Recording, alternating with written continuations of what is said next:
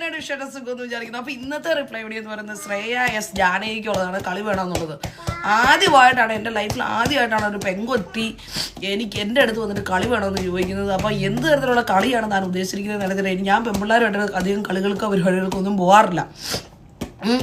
ഞാൻ എനിക്ക് പെൺപിള്ളേരായിട്ട് അധികം കോണ്ടാക്ട്സ് പോലും ഇല്ലാത്ത ഒരാളാണ്. അപ്പോൾ ദേവി ഇത് താന് ഇനിയിപ്പോൾ എൻ്റെ പ്രവർത്തനങ്ങളും കാര്യങ്ങളൊക്കെ കണ്ടിട്ട് തനിക്ക് എൻ്റെ ബോയ് ആയിട്ടാണോ സങ്കല്പിച്ചിരിക്കുന്നതെന്നൊന്നും എനിക്കറിയാൻ പാടില്ല. ഇനിയിപ്പോൾ എൻ്റെ ഒരു ഉഷുരും എൻ്റെ ഒരു പവറൊക്കെ കാണുമ്പോൾ ചിലപ്പോൾ താൻ ചിലപ്പോൾ കരുതിയിരിക്കുന്നത് ഞാൻ ചിലപ്പോൾ വല്ല ബോയ് ആയിട്ടായിരിക്കും തനിക്ക്. പക്ഷേ ഞാനൊരു ഗേളാണ്, ഞാൻ ഗേളുമായിട്ട് കളിക്കാറില്ല.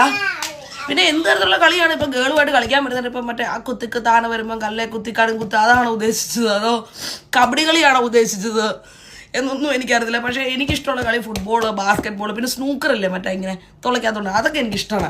അപ്പം അങ്ങനത്തെ കളികളും കാര്യങ്ങളും. അപ്പോൾ എൻ്റെ പൊന്ന് ശ്രേയ എസ് ജാനകി വന്നു താൻ പറ്റുവാണെങ്കിൽ നാട്ടിൽ വല്ല OLX-ലൊക്കെ ചെന്ന് ചോദിച്ചു നോക്കുക. ചിലപ്പോൾ അവിടെ ആരെങ്കിലും ഗേൾസുമായിട്ട് കളിക്കലും കാര്യങ്ങളൊക്കെ ഉള്ളവരുണ്ടാവും.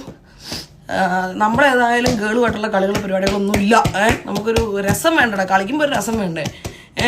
അപ്പോൾ ഇത്രയൊക്കെയാണ് എനിക്ക് പറയാനുള്ളത്. അപ്പോൾ അല്ലെങ്കിൽ തന്നെ താൻ ഇങ്ങോട്ട് വരണമെങ്കിൽ തന്നെ 4-5 ലക്ഷം രൂപയാവും ഇങ്ങോട്ട് വരണമെങ്കിൽ തന്നെ.